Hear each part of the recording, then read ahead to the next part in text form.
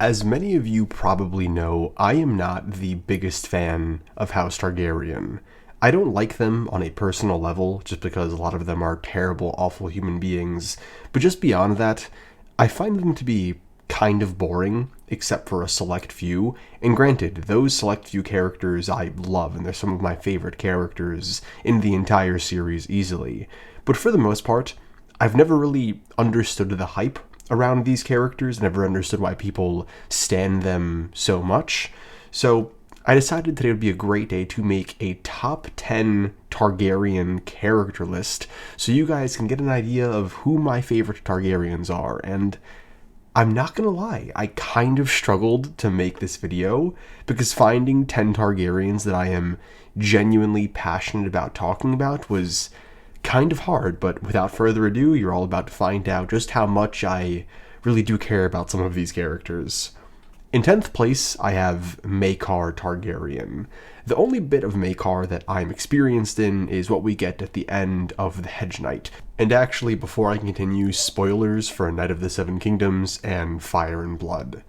We get to see Maekar for a little bit at the end of the Hedge Knight, and he reminds me a lot of Stannis, just a Targaryen version. He has middle child syndrome, he feels very left out, but what really stands out to me about this character is his final conversation with Dunk.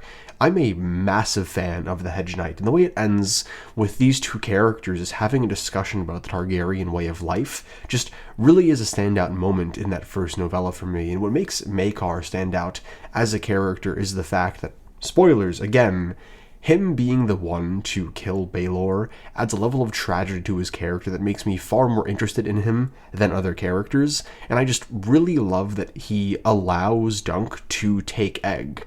Dunk calls him out for his bullshit. He tells him, hey, your house kind of sucks, you keep producing shitty people that are spoiled brats that kill, murder, and destroy the realm, so why don't you let your kid come with me and I can get him in tip-top shape? And I really respect Maekar for taking that on the chin and letting Dunk take Egg, so with that, he is in the 10th place spot. In the 9th spot, I have Aegon the Conqueror. A lot of people really love Aegon, and I do like Aegon, but not as much as other people. I think he's really interesting in theory, and to me, the best part of his character is actually the ending, where we see him receive a letter from Dorne, tear it up, and just kind of become very dismissive about the whole idea. He's cool. He's the conqueror. He conquers the Seven Kingdoms. He gets the whole ball rolling, and I don't know. Balerian's cool. Honestly, I'm going to put him in 10th, Maekar in 9th, so switch around that pairing, but yeah, Aegon the Conqueror. He's okay. I don't get the hype, to be honest, but he's better than some of the other Targaryens. In 8th place, I have Daemon Blackfyre. I just think Daemon Blackfyre is cool. Oh, and I am including bastard Targaryens on this list. I want to make that very clear, because if I didn't, I wouldn't have a few characters that I really do like on this list, so I am including Blackfyres. I don't know much about Daemon Blackfyre. All I know is what Sir Eustace Osgrey tells us in The Sworn Sword. But he's really cool.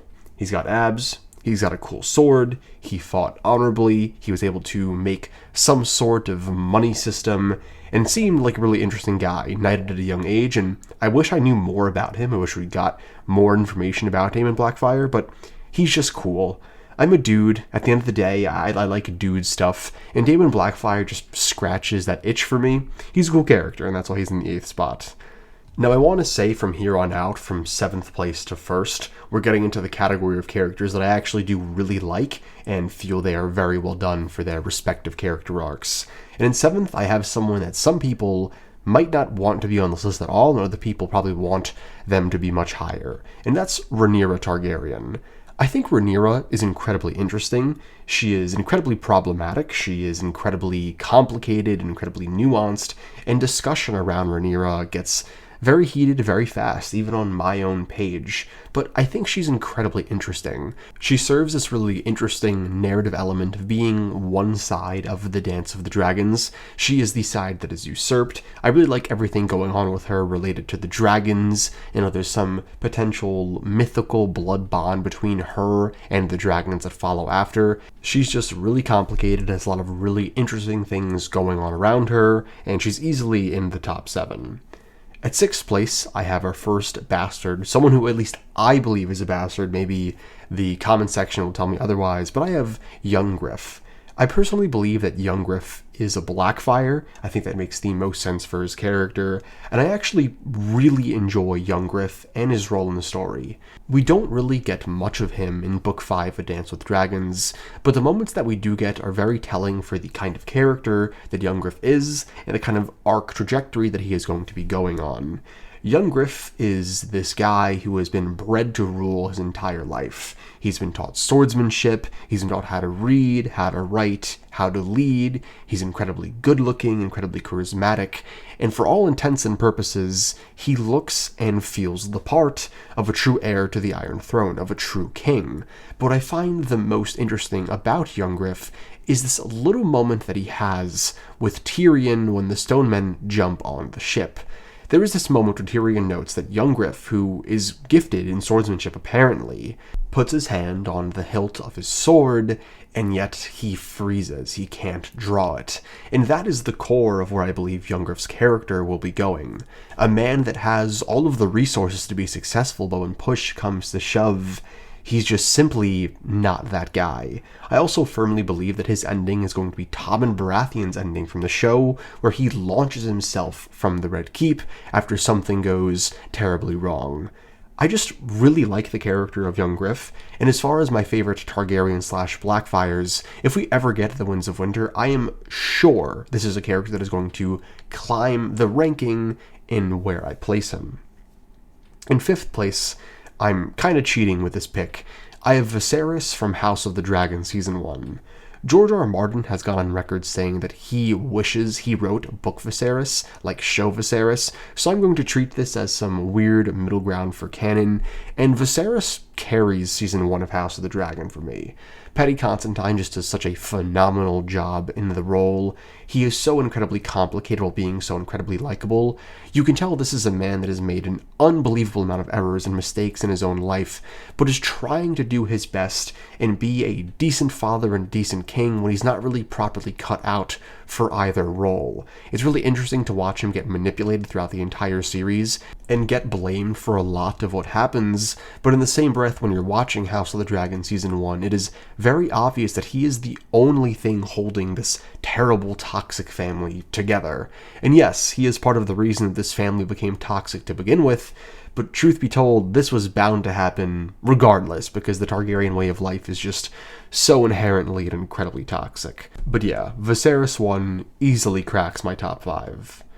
In fourth place, and we are now getting into the realm of characters that I really love, and they are some of my favorite characters in the A Song of Ice and Fire universe, we have Baelor Breakspear. Baelor is one of the most interesting Targaryens throughout Targaryen history, because to me he is one of the few just wholly good Targaryens. Baelor is just a good man. He's the heir to the Iron Throne who genuinely cares about the small folk, genuinely cares about his people, and is trying to do the right thing. And his scenes in The Hedge Knight are some of the best. Watching him interact with Dunk, watching him acknowledge the pitfalls of House Targaryen and try and amend their mistakes actively during The Hedge Knight, he is just so endearing, he is so unbelievably cool, so unbelievably tragic, and his death at the end of The Hedge Knight is one of the most heartbreaking moments in the entire series. Baelor Breakspear is one of the biggest what-ifs in A Song of Ice and Fire history. If he gets to sit on the Iron Throne, how different things could have been, and probably how much better things could have been. I actually made a pretty in-depth video about Baelor a few months ago, and if that's something you're interested in, I would highly recommend checking it out. Easily one of my favorite Targaryens. Next up, in the third place spot, I have Egg. Egg is just such a fun character. He is one of the Targaryens that we get to interact with the most, due to the fact that he is in all 3 A Night of the Seven Kingdom novellas, and he is just so much fun.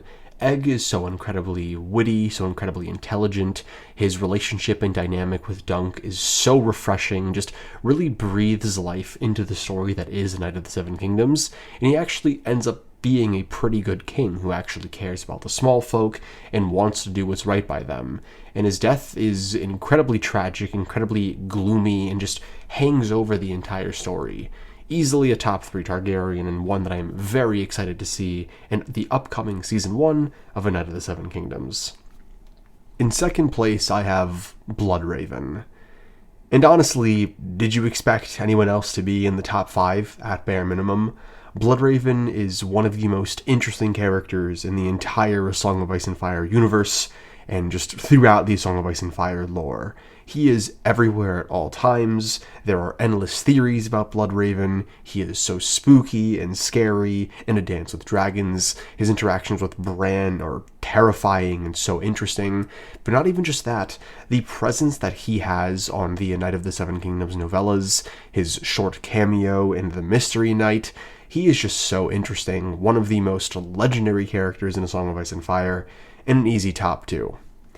Now the number 1 spot, it's Daenerys. Could it be anyone else? I really don't know if it's possible or realistic for anyone but Daenerys to be your favorite Targaryen. I can hear an argument for Bloodraven, but other than that, I mean, who else? Daenerys is the GOAT. All of the history for Targaryens is made for Daenerys to exist. That is the main reason, and she's badass. I love Daenerys chapters. She's one of my favorite characters in A Song of Ice and Fire. She is endlessly cool, endlessly badass, has amazing development throughout, has some of the best moments in the entire series, some of the highest highs. Yes, she has some boring moments here and there, but at the end of the day, her highs are significantly higher and make up for her lows. She is quite easily, quite simply, the best Targaryen in A Song of Ice and Fire, and I don't even know if anyone else comes close, except maybe Bloodraven, but even then. But with all that being said, if you've made it to the end of this video, thank you so much for watching, and I hope to catch you in the next one. Peace.